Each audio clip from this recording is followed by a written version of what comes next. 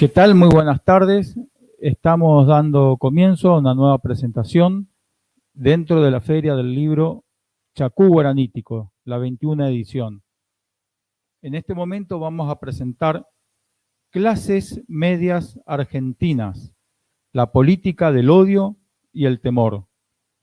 Este libro tiene como autores a Mónica Arredondo y Atilio Borón. ¿Qué tal, Mónica? ¿Qué tal, Atilio? Un placer aquí de compartir la presentación del libro junto a ustedes. ¿Qué tal? Buenas tardes. ¿Qué tal, Rubén? ¿Cómo estás? Pero una aclaración, de hecho, Mónica... Aclarate, Atilio. Somos compiladores. Adelante, Mónica. No, que nosotros, además de escribir nosotros y ser los compiladores, escriben Gustavo Varela, Sandra Russo, Horacio González, Oscar Sotolano, Alejandro Grimson, Menara Guisardi y nosotros dos. Somos varios, somos un malón. Bueno, un colectivo de escritores muy reconocidos, no solamente en el mercado del libro, sino en el ambiente militante. La verdad que un gusto mayor entonces que sea un compilado y quienes estén ustedes ahora dirigiendo esta compilación se hagan presentes para tratar un tema no menor que las clases medias argentinas. ¿Empezás tú, Atilio? ¿Querés intercambiar? Bueno, sí, yo creo que, me parece que sería importante situar esta obra, ¿verdad?, en el contexto más general de la política y la evolución de la sociedad argentina en los últimos años. De hecho, es la continuación de otro texto que publicamos también sobre las clases medias, no sé si se alcanza, acá está. Ahí en el medio. Bien, ¿verdad? Que fue un texto también colectivo que nosotros compilamos junto con otros colegas para tratar de defender el fenómeno del macrismo y la campaña de Macri y cómo, ¿verdad?, exacerbando ciertos sentimientos muy, muy agresivos y violentos de las capas medias, bueno, logró captar una parte importante del electorado. Pasó un tiempo, vino el cambio de gobierno y ahí nos decidimos a hacer una nueva revisión del tema y cuando estábamos prácticamente ya con todos los textos terminados, cayó la pandemia.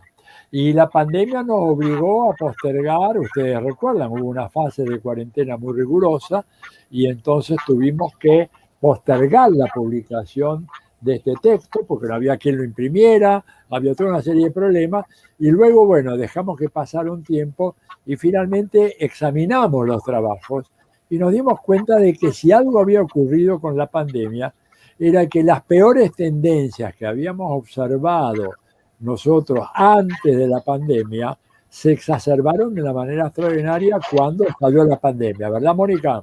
Exactamente, de eso, exactamente, me sacaste las palabras de la boca. Nosotros nos hacíamos preguntas a partir de la asunción de Macri y preguntas que no habían sido respondidas y en realidad vos decías, nos agarró la pandemia, estábamos todos dormidos, pero el neoliberalismo sigue vivito y coleando en pandemia, durante pandemia, después de la pandemia. Hoy por hoy, al principio de la pandemia, se manifestaba en cada opción para el colectivo y para la comunidad y en defensa del Estado y de la salud pública, siempre hay una voz de parte del neoliberalismo que pone en jaque todo. Acordate, al principio, Atilio se hablaba de la infectadura, como todo este tema de los asesores de Alberto y plantear la pandemia en sus términos reales. Después se habló de que los barbijos había que quemarlos. Después se hicieron marchas, no te digo multitudinarias, pero en contra de la cuarentena, que también deben de haber generado muchísimos contagiados. Ahora hay un dato que, porque lo volví a leer, lo volví a ojear el día de hoy antes de venir a nosotros ponemos en el prólogo 30.000 muertos, más de 30.000 en el horizonte. Hay 51.000 muertos. Mirá cómo nos ha pegado esta pandemia a nivel mundial y a nivel específicamente de la Argentina. Y una de las primeras preguntas que nosotros nos hacíamos es, bueno, esto es una oportunidad para poner en jaque al capitalismo y para que el capitalismo se cuestione a sí mismo determinada forma de vida, porque al principio había unos videitos con los animales caminando por las ciudades, etcétera, etcétera, pero el capitalismo empezó a funcionar rápidamente. Yo creo que a la semana ya los sistemas financieros ya estaban vueltos en su timba de funcionamiento económico, que además tiene como correlato un funcionamiento cultural, es decir, nosotros tenemos todavía pendiente una batalla cultural, porque como decimos en la tapa del libro, el odio y el miedo forman parte de la política del neoliberalismo para doblegar y someter a determinadas clases sociales, especialmente a las clases medias. Claro, porque el neoliberalismo, ¿verdad?, en sus inicios, en sus planteamientos teóricos, acá nos tenemos que remontar hasta el año 1944, que es cuando se produce el acta de nacimiento, en esa famosa reunión que hubo en Suiza, en Mont Pelerin, en donde Friedrich von Hayek y Salvador de Madariaga, e inclusive Álvaro Alzogaray de la Argentina, participó de esa reunión, en donde ellos redactaron el manifiesto fundacional. Pero fue un movimiento absolutamente minoritario que no llegó realmente a captar un público de masa, sino recién a partir de 1980. O sea, cuando se produce ya la debacle del modelo keynesiano, del estado de bienestar keynesiano, ahí aparece el neoliberalismo como una opción de masas. En Inglaterra con Margaret Thatcher, en Estados Unidos con Ronald Reagan, pero no así acá en la Argentina.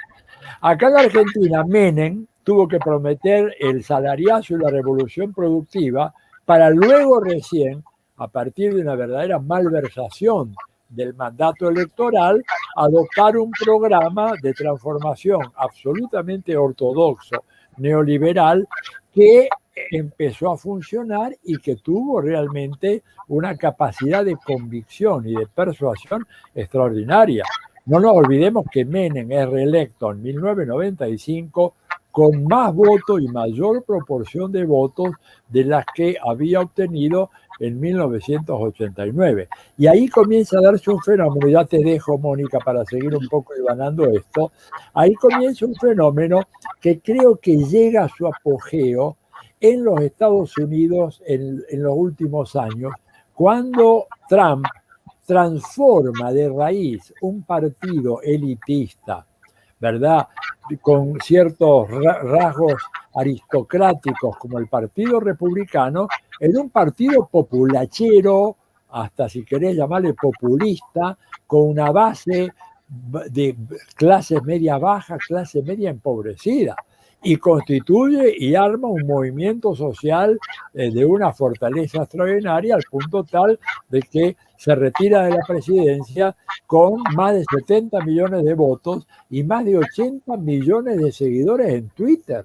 O sea, es el político que de lejos, salvo alguna estadística en la China, que ya en China la escala de los fenómenos son diferentes. Por ahí Xi Jinping tiene 350 millones de seguidores, pero en el mundo occidental no hay un político que tenga esa popularidad y esos números de seguidores como Trump, lo cual habla claramente de la novedad de este fenómeno, estas capas medias, claro, capas medias empobrecidas por el capitalismo, y que Trump no pudo revertir ese proceso.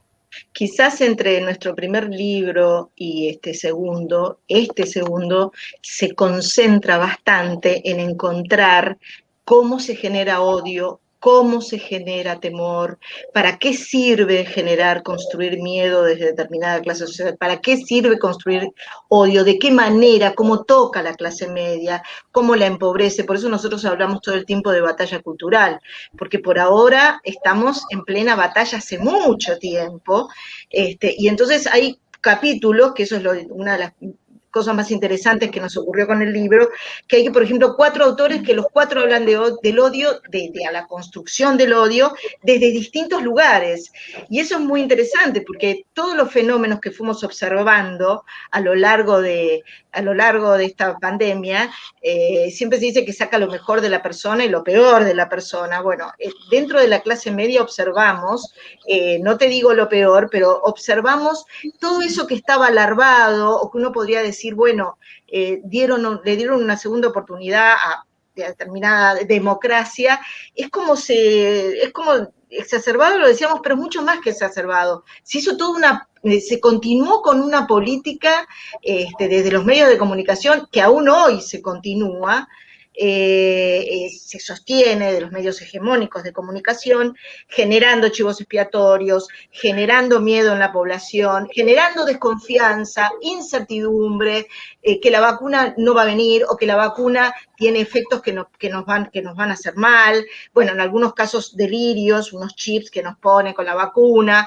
pero todo eso que uno puede decir, qué delirante, no es tan así, porque hay un sector de la población que lo valida, que lo cree, que dice, yo no quiero ser Valenzuela, no, yo no quiero ser Venezuela, decía la señora, no quiero ser Valenzuela, yo tampoco quiero ser Venezuela, o Argenzuela o Valenzuela, impresionante, pero además, vamos a decir una cosa, este libro, digamos, entre paréntesis, para los que no lo han visto, acá lo tienen, ¿verdad? Se ve bien, ¿no? Sí. Este lado, ahí está. Bueno, este libro, digamos, que trata sobre el tema de la Argentina, pero además con varias tiradas de comparación internacional, porque yo creo que no tuve tiempo ni siquiera de esto de hablarlo con Mónica. Estuve mirando algunas estadísticas recientes sobre la proporción de gente que está dispuesta a vacunarse y no dejarse vacunar.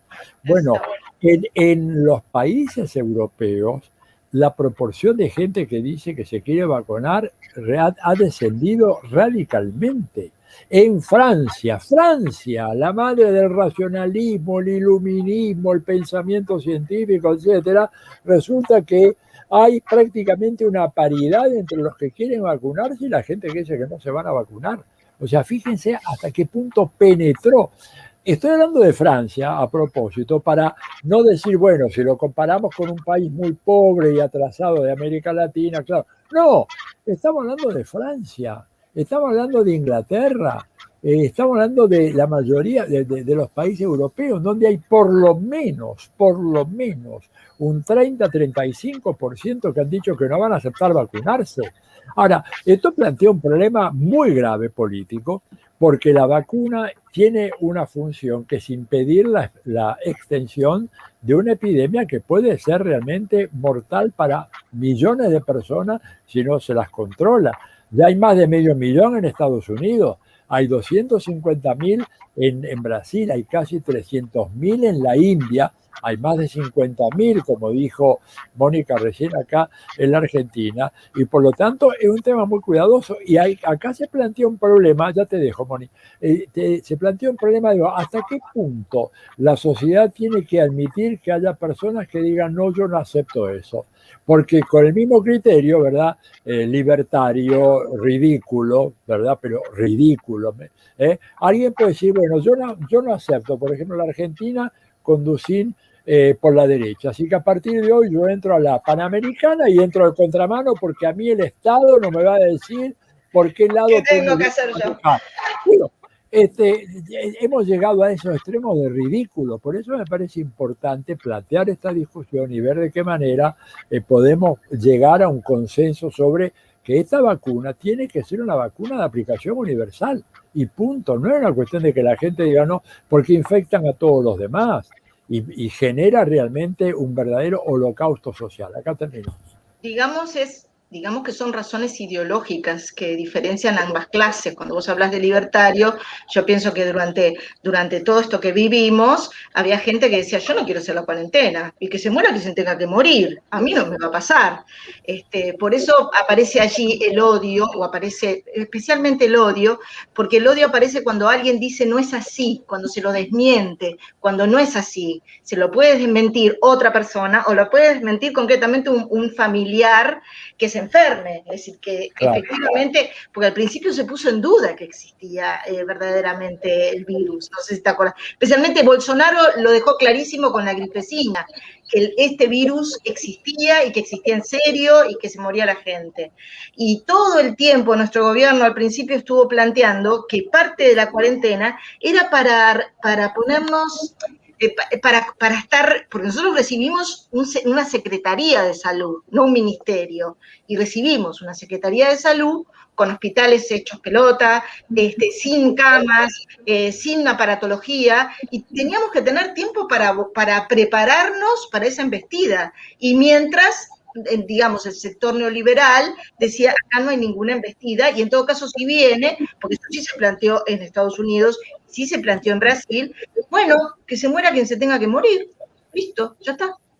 Se dijo, bueno, en Brasil más o menos la misma cosa, ¿no? Lo ha dicho Bolsonaro y bueno, hasta hoy. Ahora, fíjate que además hay todo un dato que no se puede dejar de lado acá con el tema de la pandemia, exacerbando esos sentimientos, ¿verdad? Porque lejos de haber dado lugar a un florecimiento de actitudes altruistas y solidarias, lo que hemos visto en algunos sectores de las capas medias. ¿Y acá queremos hacer nosotros una diferenciación metodológica? No hay que pensar, ¿verdad?, que el conjunto de las capas medias está con esto. Y creo que también sería un error generalizar a partir de la experiencia alemana de 1933 en adelante, con el ascenso de Hitler, pensar que inevitablemente las clases medias van a votar a una política de derecha. No caigamos en ese error, porque no nos olvidemos que en la Argentina, en el año 73, Perón gana la elección presidencial, la fórmula Perón-Perón, con más del 60% de los votos y con un apoyo enorme de los sectores medios. Incluso en la elección municipal de la ciudad de Buenos Aires, el triunfo de Ibarra, ¿no es cierto?, que después, bueno, sabemos que hubo todo este fenómeno con Cromañón, etcétera, que nunca quedó del todo claro, pero Aníbal Ibarra significó el triunfo de una línea progresista avanzada en la ciudad de Buenos Aires. Digo esto para que... Más lejos, Montevideo es el bastión del Frente Amplio. Exactamente, y ahí tener el la clase media uruguaya. Entonces digo esto un poco para evitar, porque yo un poco con Mónica lo hemos hablado tantas veces, Rubén, y creo que contigo también, la idea de pensar en la satanización de las capas medias diciendo son inevitablemente, ontológicamente enemigas de un proceso de transformación. Depende. En algunos casos sí, en otros casos no, depende de la coyuntura, depende de la capacidad de las fuerzas de izquierda y progresistas de interpelar a los sectores medios, depende de la forma como esos gobiernos actúan. Por ejemplo, yo creo que en el caso argentino, acá me aventuro con una hipótesis, si el gobierno de Alberto Fernández actúa de una manera más enérgica en relación a ciertos temas, como el caso Vicentín, la hidrovía, el tema de la reforma del Poder Judicial, etcétera, una parte de esos sectores medios que están decepcionados pueden darle su apoyo. Otros, no nos olvidemos que hay gente que se pasa a una derecha y a una derecha radical porque se sienten que han perdido el tiempo apoyando candidaturas progresistas porque estas fueron demasiado tibias. Ojo con esa dinámica que es muy compleja, hay una relación muy dialéctica. Digo esto para terminar, no ontologizar a las capas medias como inherentemente reaccionarias. Al fin y al cabo, Salvador Allende salió de ahí, Rafael Correa salió de ahí. Nosotros salimos de ahí. Claro, Fidel, de alguna manera, aunque una familia de terratenientes, pero bueno, tampoco eran tan ricos. El Che Guevara, digo esto para desarrollar una actitud así, bueno, ¿cómo las podemos atraer sabiendo que hay algunos sectores que son absolutamente imposibles de atraer para una propuesta de izquierda? Pero que hay otros sectores que si se les habla con el lenguaje adecuado y se actúa de manera adecuada y firme, evidentemente pueden ser atraídos nuevamente para este campo. Hay una gran batalla cultural de por medio. Tremenda batalla cultural. Y por eso la promoción de este libro y de tantos más, y de tantos autores que vienen compilados, es muy bueno desarrollarlo porque sí hay que dar una batalla en esa clase media. Yo, así como una idea que se me pasa por la cabeza, la clase media no sabe o no llega a la relación por los medios que lo tapan, de que el dinero que fugó Mauricio Macri en 4 años es el mismo dinero que se necesita para vacunar a toda la población mundial, no de la Argentina, del mundo. Lo que se gasta en armas atómicas, en carrera armamentista por año, Podría son alimentar 2 billones de dólares, 2 billones de dólares. Para vacunar a todos serían 100.000 millones. O sea, solo el 5% de lo que se gasta en armas es lo que hace falta para vacunar a toda la humanidad. Solo el 5% de lo que anualmente se gasta en armas. Entonces, estamos en una situación de que la clase media y nosotros que tenemos un compromiso de un cambio social, tenemos que llegar a un diálogo, tal vez mostrándole algunas cosas que puedan hacerla balancear para este lado y salga de esa condición reaccionaria, que hay que insistir e insistir. Claro. Que hay que insistir, disculpen los dos, que hay que insistir, Dale. pero que hay que tener en cuenta también poder rescatar la ley de medios, porque parte de la clase media e incluso en el interior ve mucha televisión y hay un mensaje permanente en los medios de comunicación hegemónicos. Entonces me parece que habría que poder rescatar la ley de medios para que haya mayor paridad, si bien hay algún que otro canal que da información, o las dos campanas, pero que da información bastante de buena fe, de buena leche y bien fundamentada. Yo diría, hay que recuperar eso, porque incluso pensemos los tres, durante la cuarentena, ¿qué hacía la gente? Veía televisión, ¿qué otra cosa iba a hacer? Televisión, Zoom, YouTube, es decir, son todos medios, vos hablabas de Zoom, Google, son todos medios que están digitados. Entonces yo creo que la ley de medios, poder volver a tener una ley de medios sería muy necesaria para poder tener contenido para esa clase social y para todas las clases sociales. Sí, te dejo. De acuerdo, Mónica. Ahora, yo agregaría lo siguiente. La ley de medios, aun cuando volviéramos a ella, sería insuficiente en el momento actual. Porque desde aquella época a hoy ha habido una verdadera revolución en el campo de la información y la inteligencia artificial. Y hoy en día habría que repensar la ley de medios, pero avanzar mucho más, porque no nos olvidemos que la ley de medios, digamos, básicamente no contemplaba la prensa, no contemplaba redes sociales, y hoy en día, fíjate vos que la mayoría, sobre todo del grupo de 30 años para abajo, la mayoría de la población se informa a través de redes sociales. Las redes sociales tienen muchos problemas. Por algo, me gusta más decirles redes digitales, porque no son redes que fomenten necesariamente la sociabilidad. Más bien, pueden fomentar el autoaislamiento, el encapsulamiento personal, ¿verdad? Vos creés que estás en una comunidad imaginaria, pero que no tiene ningún efecto práctico. Pero bueno, el problema es que el presidente no está muy convencido de eso, porque él cree que no hay tal cosa como una guerra mediática. Eso lo dijo hace un tiempo. Yo quiero pensar de que ya después de todas las agresiones que ha sufrido, se da cuenta que sí, que estamos en una guerra mediática. Pero una cosa más que quiero decir en relación a la observación de Rubén. Rubén decía, tenemos que tratar de atraerlos. La derecha, reunida en Davos, ¿verdad?, hace poco más de un mes, está también preocupada por eso. ¿Por qué? Porque ellos están viendo que por primera vez en países como Estados Unidos y en el grupo de edad menores de 30 años, resulta que hay cada vez más gente que dice que la economía socialista es preferible a la economía capitalista. Por ejemplo, en países como Estados Unidos, ese resultado nunca se había dado. Y ahora aparece con mucha fuerza en grupos menores de 30 años, que es el grupo más importante en términos del futuro y del futuro de la política en los próximos 10, 15, 20 años. Entonces, ¿qué están tratando ellos de hacer lo que han dado en llamar el capitalismo recargado? Pero claro, ya ellos se dan cuenta que va a haber un tema muy complejo, y es que los viejos trabajos de las capas medias, ¿verdad? El oficinista clásico, lo que los sociólogos en la década del 70, 80 hablaban, el trabajador de cuello blanco, ese en su gran mayoría se va a quedar en su casa, porque el teletrabajo y el home office y todo El lo demás, teletrabajo.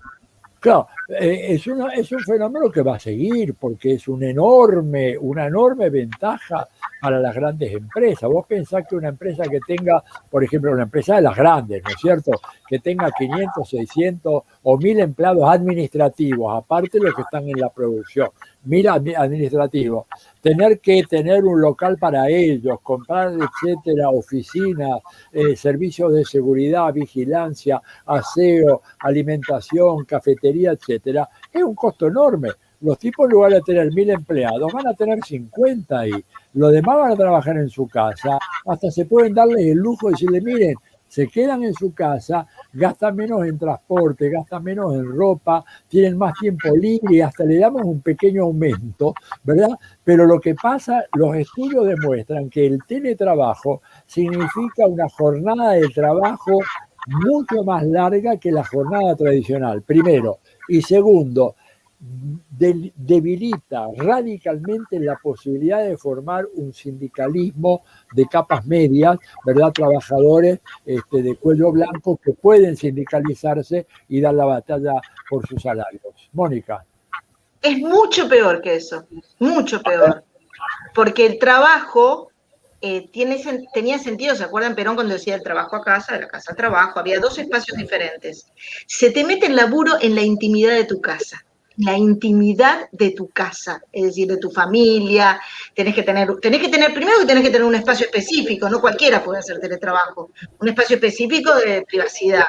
Yo creo que en ese sentido, nuestro libro, en ese sentido, nos metemos en la casa de la clase media, nos metemos en su historia, nos metemos en sus sentimientos, nos metemos en sus afectos, nos metemos en su pseudo razonamiento frente a determinadas cuestiones que pasan, cómo reaccionan. Este libro, a diferencia del primer libro, realmente es un libro atravesado, te podría decir, por los afectos ideologizantes. Lo acabo de inventar. Y por la cotidianeidad de las capas medias, por la cotidianeidad dentro de sus hogares, porque en el fondo Totalmente. de eso se trata.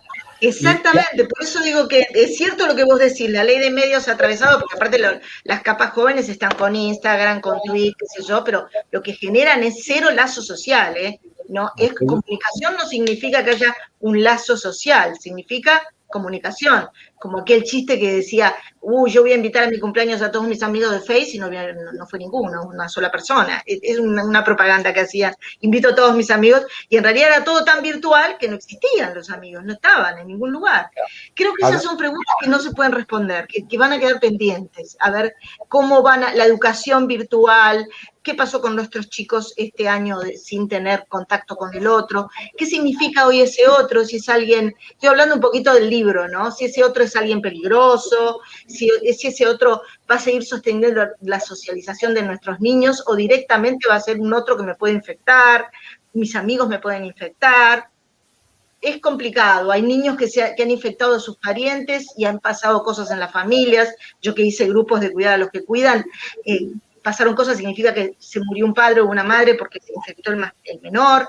Esto va a dejar muchas secuelas, lo decimos en el libro.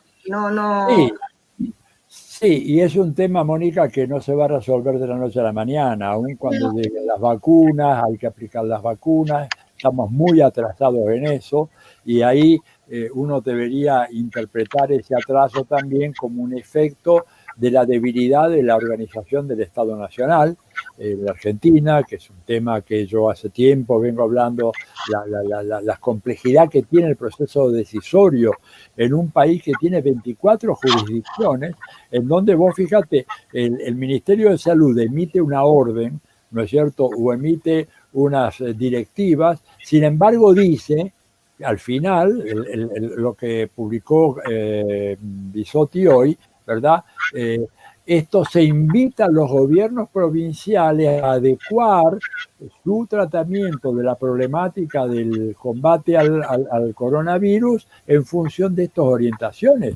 Pero esto de invitar a los gobiernos provinciales quiere decir que no hay realmente una autoridad nacional que diga, señores, esta es la línea y esta es la manera como lo vamos a hacer y esta es la garantía que vamos a tener de que este flagelo va a ser controlado. Creo que ahí hay otro problema que tiene que ver con la naturaleza, el carácter del Estado argentino, que de alguna manera lo debilita mucho en la aplicación concreta. Y hago una pequeña comparación interesante. Chile recibió menos vacunas que nosotros, sin embargo, administró mucho más. ¿Por qué? Bueno, porque Chile es un Estado unitario. Es decir, decidió Piñera y de arriba para abajo se aplica todo eso. No hay que el gobernador de Salta, que el de Santiago del Estero, que el de Córdoba, que el de... No tengo la información de Chile, pero es compleja la vacuna que hizo. Lo que vos quieras, pero han vacunado mucha más gente que nosotros, y esto porque tienen un aparato estatal mucho más centralizado y unificado. Creo que la Argentina, entre tantas cosas pendientes que se ponen sobre el tapete con la pandemia, hasta la ley de medios, una nueva ley de medios reformulada, está la imprescindible reforma judicial. Sí. No podemos seguir allí. Ahora, yo quiero decir una sola cosa. La reforma judicial no la va a poder hacer ni el Parlamento ni el Ejecutivo.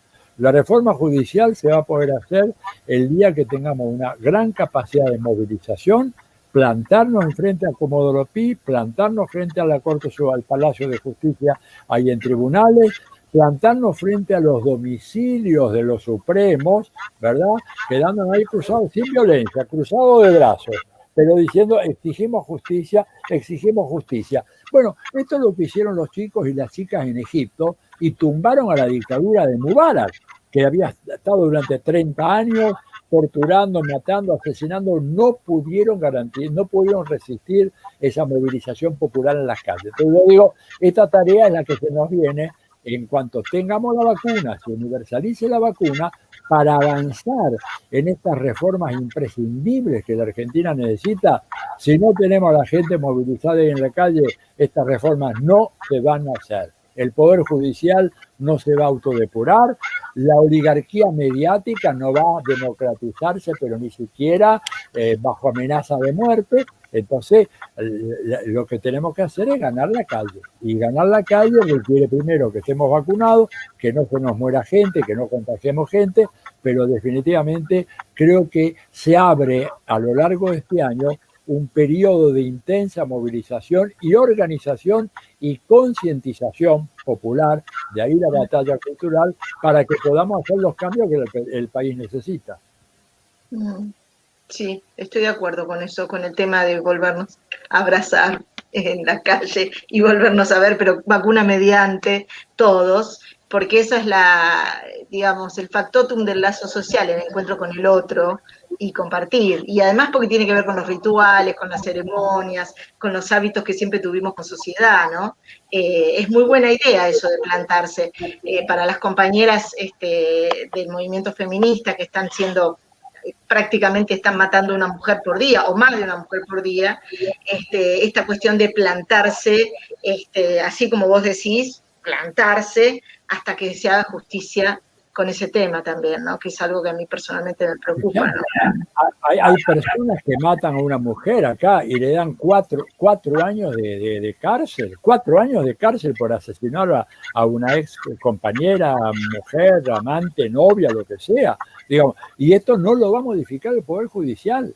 Las exhortaciones de Alberto es como un perro que le ladra a la luna, no tiene ningún efecto a menos que haya ese intenso proceso. Ahora, claro, ahora a nosotros nos ha perjudicado de una manera tremenda el tema de la pandemia y la cuarentena, pero no había más remedio y hay que ser muy cuidadoso en eso, pero una vez que haya habido una vacunación muy significativa, tenemos que ganar la calle de vuelta, porque el rodaje del Estado, ¿no es cierto?, es un rodaje que inevitablemente eriza toda una serie de reacciones que impiden la aplicación de la política de cambio. Te pongo un último ejemplo y te doy la palabra, Mónica. Fíjate vos que con todo el tema del aumento en las tarifas de las telecomunicaciones, de internet, etcétera, bastó que en una pequeña ciudad, en el interior de la provincia de Córdoba, hubo alguien que hizo un amparo y el juez Bustos Fierro, ¿verdad?, de la ciudad de Córdoba, acordó ese amparo, avaló ese amparo, y con lo cual se paró todo. Pero entonces es una locura, porque acá hay 20 millones de personas, 18 millones de personas que votaron por una opción y por un programa, un juez de primera instancia, ni siquiera una Corte Suprema, un juez de primera instancia para una ley. ¿Cómo pararon la ley de medios durante 5 años? Bueno, eso, si no ganamos la calle, nunca más lo vamos a poder resolver. Sí, estoy de acuerdo, porque además Rubén, que cuando hablaba de militancia, todos los militantes decíamos al principio, durante la cuarentena, cómo salía la derecha a la calle y se juntaba y se contagiaba, y creo que tuvieron, algunos decían, bueno, los más pesimistas decían, nos están ganando la calle, porque ellos eran los que salían con esas banderas en contra del gobierno, en contra de la política sanitaria, en contra del Estado y en contra del cuidado. Lo que pasa es que hay algo acá que es muy importante, de este libro, del otro y de cualquier libro, y de lo que estamos hablando acá, que es hay que tener memoria. Hay que hacer un culto de la memoria, de Mnemosine, ¿viste? La diosa de la memoria para los griegos. Porque si uno tiene memoria, uno les puede marcar las contradicciones. La otra vez Kicillof decía, no, la otra vez no, hace 2 días, Kicillof decía, primero dijeron que yo iba a envenenar a la gente con la vacuna, después dijeron que la vacuna era aire, después que yo me ponía la vacuna, que por qué me la ponía yo, que en realidad se la tendría que poner alguien que la necesitaba más.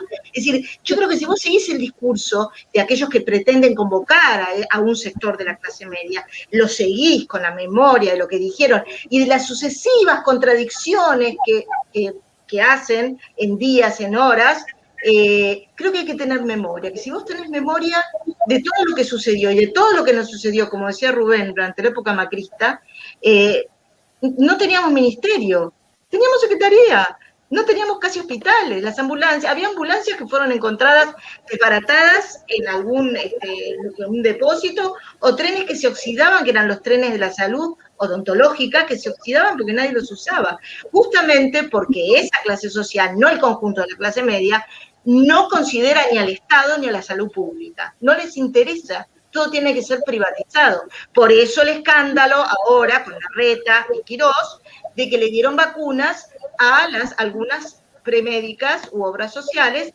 para algunos de sus clientes VIP, no para los médicos, a los clientes VIP, que todavía eso está en veremos, porque se hizo la denuncia, pero todavía está corriendo esa denuncia. Es decir, que todo hay que analizarlo todo el tiempo. Es muy intensa Argentina, hay que estar todo analizando, haciendo todo el tiempo cuestiones políticas, ¿no? Episodios políticos. La verdad que sí, yo creo además hay que pensar que este es un año electoral, hay que pensar que va a haber elecciones probablemente de paso y si no va a haber elecciones parlamentarias en octubre. Hay que ser conscientes de que la derecha se juega el todo por el todo para poder lograr acorralar al gobierno de Alberto Fernández y que por eso están apostando a que fracase la campaña de vacunación y haciendo que la gente no se vacune o diciendo que las vacunas no sirven, que son inseguras. Tienen un enorme poder mediático, ¿verdad? Y cuando vos decías la memoria, ¿verdad? Recordar cada uno de estos periodistas, que no son periodistas, digo yo, cuando hablamos de La Nata, de Nelson Castro, de Joaquín Morales Solá, de Jonathan Viale, de el otro Luis Majul, esos tipos no son periodistas, son mercenarios, ¿verdad? Que venden la información que les dicen los patronos, no hay ninguna duda. Acá no hay que estar muy claro que una cosa es la defensa de la libertad de expresión y otra cosa es la impunidad con la cual esta gente miente, difama y ante la cual uno se siente indefenso. El gobierno está indefenso, la sociedad está indefensa, ¿verdad? Porque lo que vos decís, no hay voces alternativas. Sí, claro, cuando uno mira la televisión, bueno, ahora hay un par de canales que más o menos, pero no tienen ni remotamente el poderío que tienen todos los demás. Y cuando hablamos de prensa gráfica, la diferencia es enorme. Cuando hablamos de las radios, igual. Y además pensemos las famosas granjas de trolls que tiene Marcos Peña y que ha utilizado de una manera muy efectiva. Y hay que reconocer otra cosa, otro dato que surge de las investigaciones. La gente tiende a creer más una mentira aberrante que una verdad.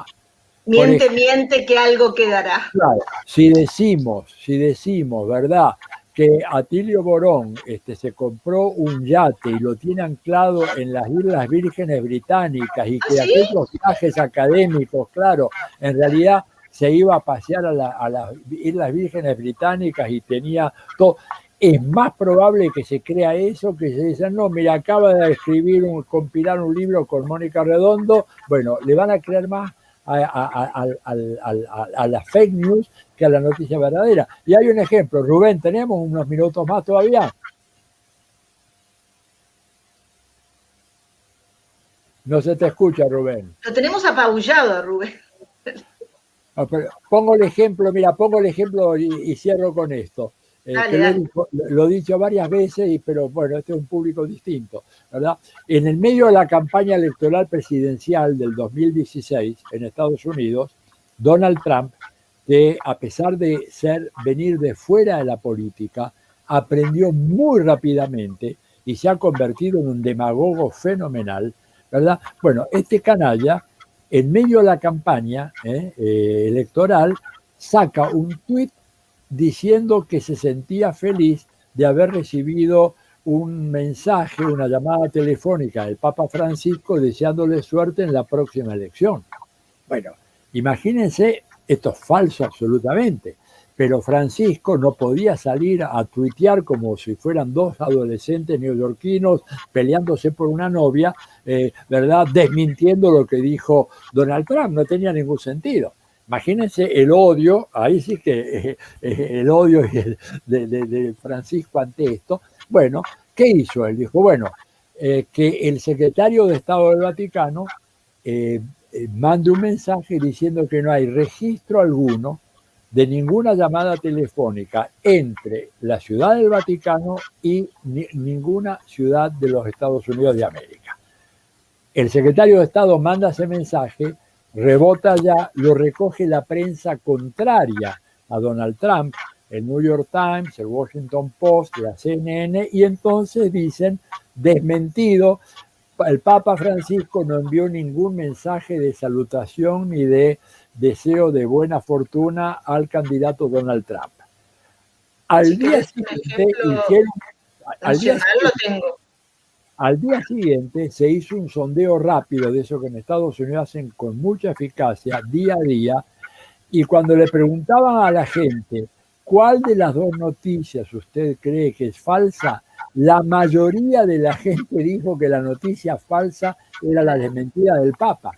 O sea, la noticia falsa fue mucho más creída en una proporción de 7-3. Digo, esto creo que nos tiene que enseñar.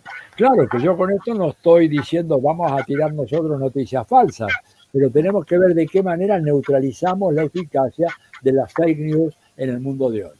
Bueno, nuestro fake news es lo que sostiene el lawfare, nuestros presos políticos y aquellos, Cristina mediante, que también ha sido tocada por todo esto, hay que desmembrar todo eso, esa telaraña hay que desmembrarla, porque fue una telaraña armada con muchísimo cuidado y muchísima ponzoña e insidia. Ahora, hay una cosa, la última, los trolls, como vos decías, Atilio, siguen existiendo.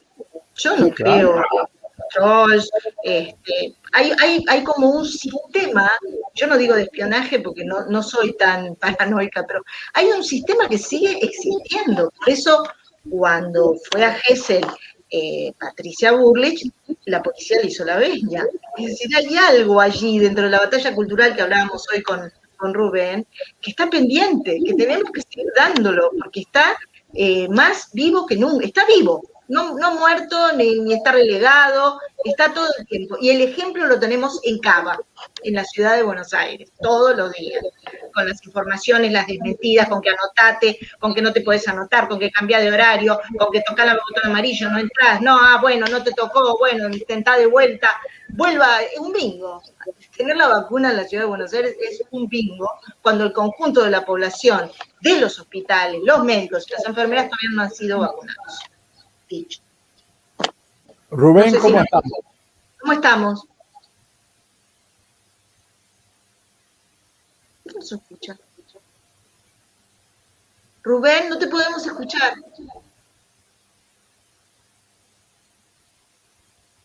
Estás muteado, Rubén. Eso es un... Es la venganza de la burguesía, ¿viste? Por todo esto que estamos haciendo ahora. Te han dejado mudo, te han enmudecido. Lorena, ¿estás por ahí? Bueno, estamos solos, me parece que nos hemos quedado solos. Somos muy charlatanes, ¿viste? Los hartamos ya de tanto... No, no creo.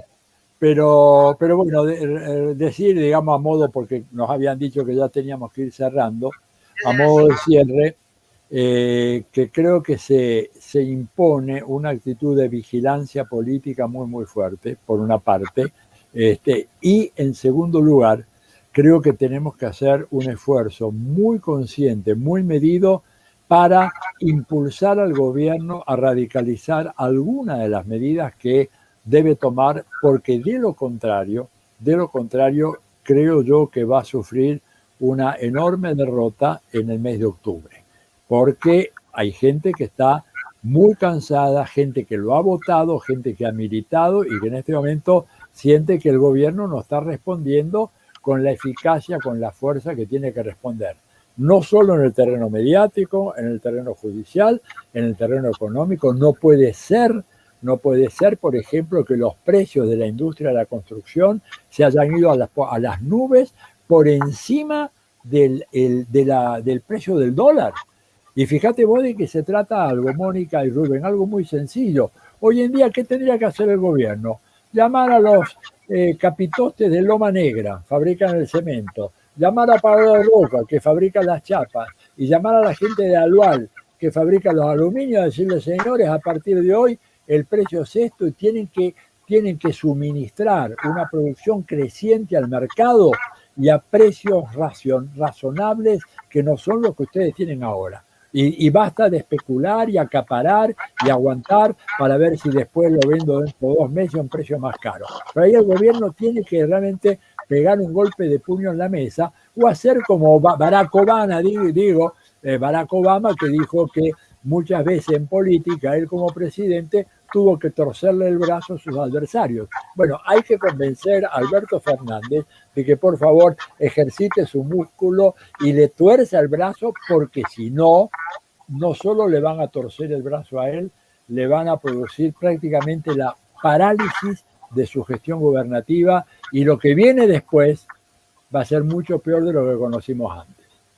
Bueno, adhiero a tus palabras, Atilio, y simplemente tengo que agregar, es que todo aquel que quiera comprar el libro, en este libro nos metemos en la intimidad de la clase media, y sí, y en cómo se genera, desde todo punto de vista, ese odio, cómo se genera el miedo, y cómo a partir de esos dos sentimientos se manipula a un sector social. Y eso es importante también para la militancia política. Parece banal lo mío, pero como era presentar un libro, yo hablo del libro. No, y además agradecer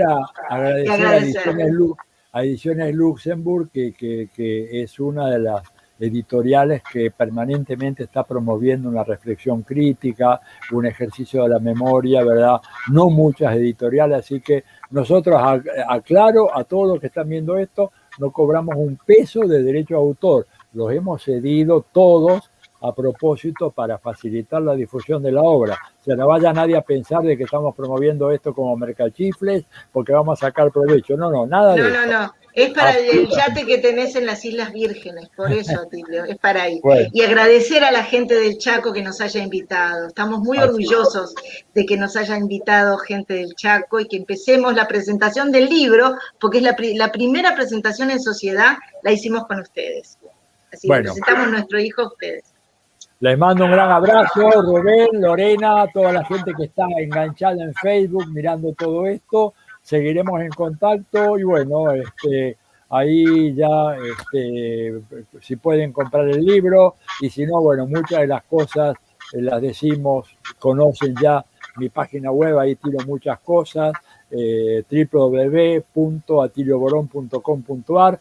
Mónica, tienes que tener ya tu página web, te invitimo ahora públicamente a que la desarrolles. Programa de radio, no, página web, no me pongas en ese compromiso. Sí, porque te vas a quedar desfasada generacionalmente. Así que bueno, les mando un gran abrazo, hasta muy pronto.